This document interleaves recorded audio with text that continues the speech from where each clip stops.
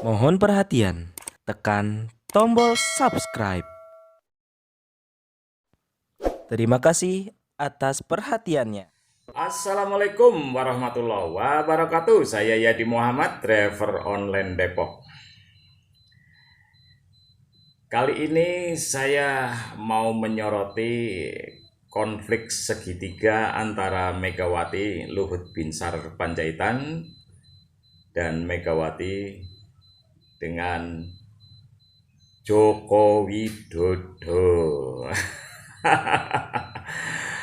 Jadi konflik segitiga ini bukan tanpa maksud, dan saya menduganya sudah dibangun skenario sejak awal Joko Widodo menjadi presiden.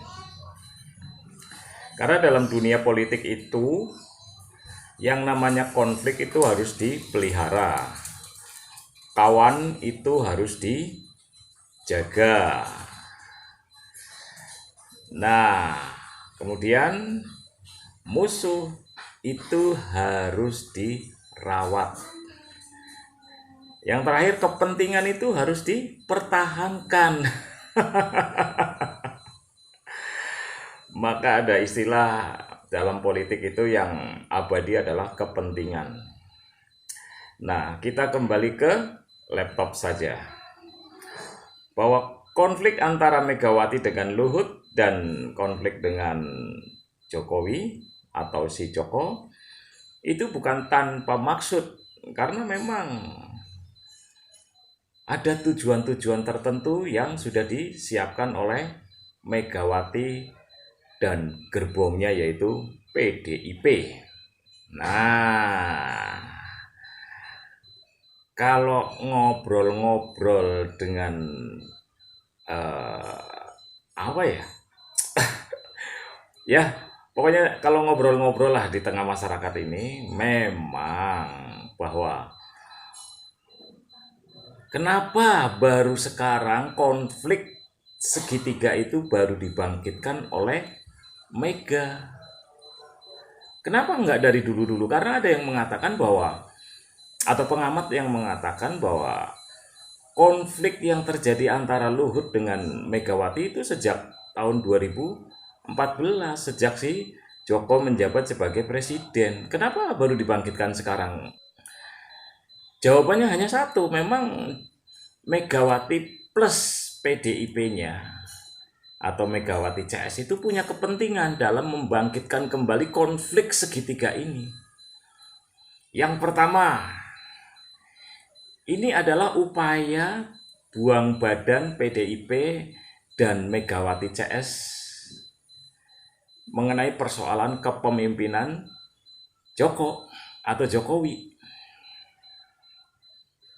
Nah, dengan dibangkitkannya konflik antara Megawati dengan Luhut dan Jokowi, kesalahan dalam memimpin republik ini kan seolah-olah bukan tanggung jawab PDIP dan Megawati CS, melainkan dalam tanda petik akan disorongkan kepada makhluk yang bernama Luhut Binsar Panjaitan yang sering disebut sebagai Opung Luhut.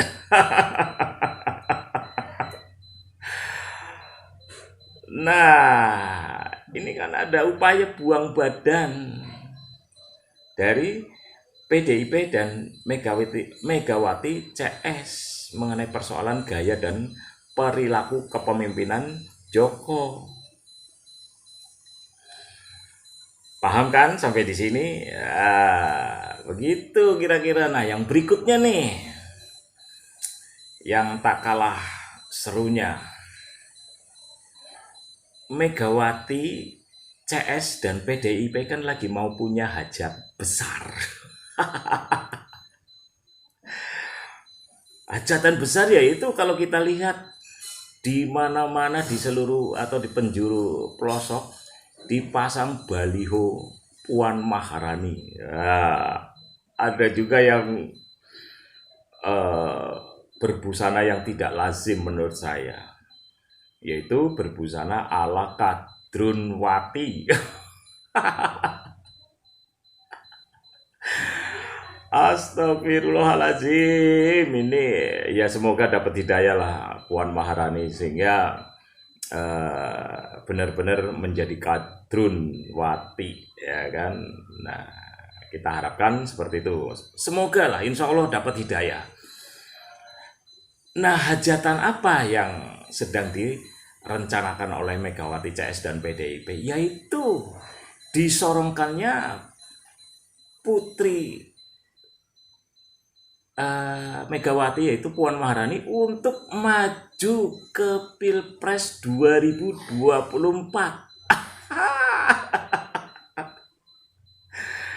Meminjam istilahnya JK dulu waktu si Joko belum menjadi presiden, itu menyindir bahwa kalau Joko Widodo menjadi presiden Indonesia hancur. Dan ini alhamdulillah prediksi JK itu terbukti. Nah, bagaimana kalau misalkan Puan yang menjadi presiden? Walau alam bisawab lah, saya nggak mau mendahului. Tapi ya kita sudah bacalah, kita tahulah perilaku politiknya bagaimana, gaya kepemimpinannya gimana, intelektualitasnya gimana, sisi akademisnya bagaimana, akhlaknya itu bagaimana, itu kan kita bisa baca. Terus terutama perilaku partai yang mengusungnya.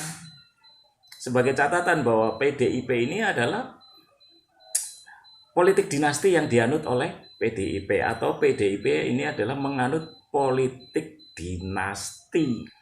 Karena dengan dibangunnya konflik segitiga tadi, itu diharapkan oleh Megawati CS dan PDIP itu akan mendapat kembali simpati dari rakyat atau wong cilik, karena menurut orang dalam lah pokoknya, saya nggak sebutin, elektabilitas PDIP ini sedang nyungsep ke got.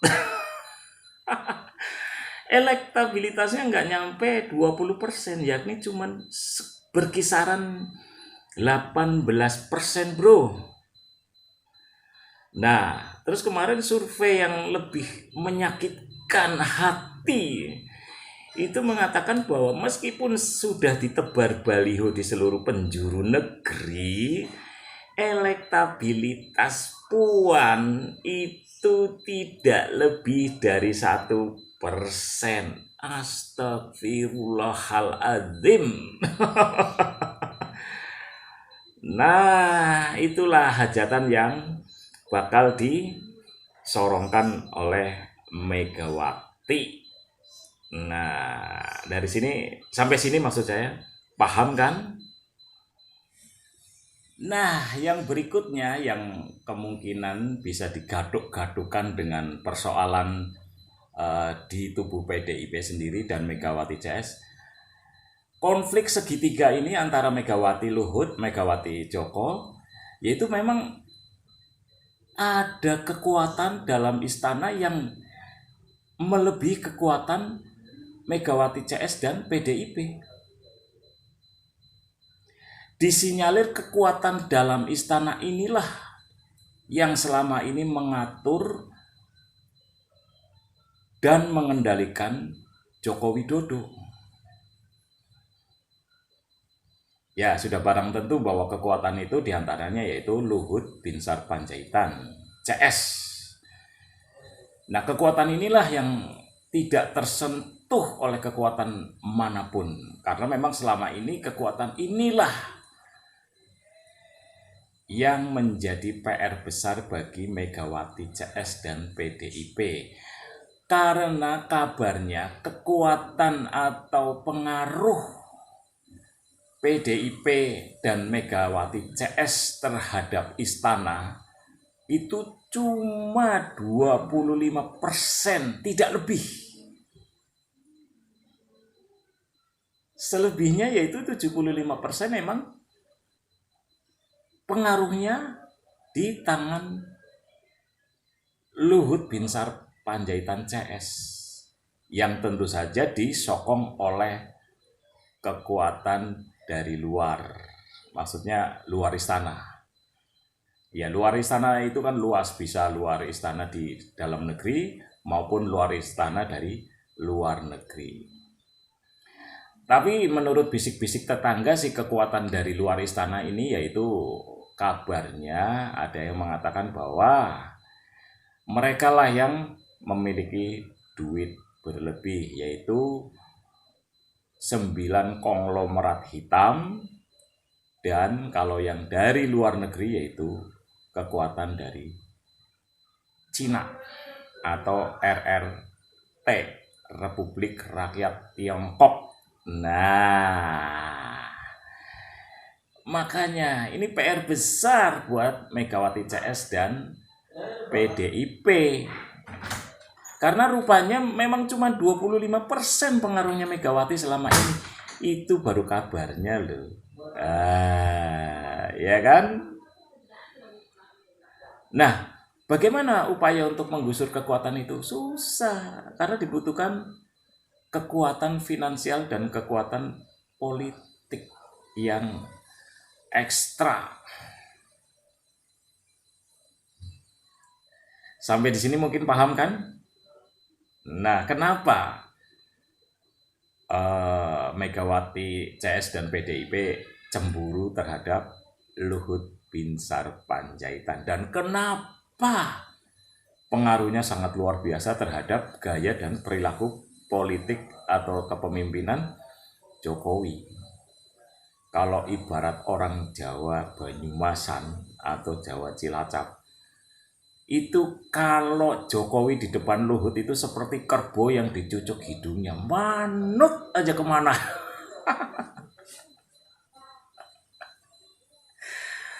Oke lah kalau gitu. Mungkin itu aja ya dari saya, Yadi Muhammad.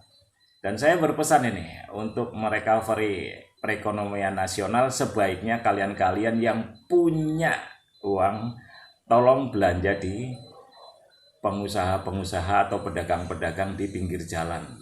Hidupkan mereka, karena dengan kekuatan mereka, ekonomi Indonesia akan kembali bangkit. Oke, begitu aja ya. Assalamualaikum warahmatullahi wabarakatuh.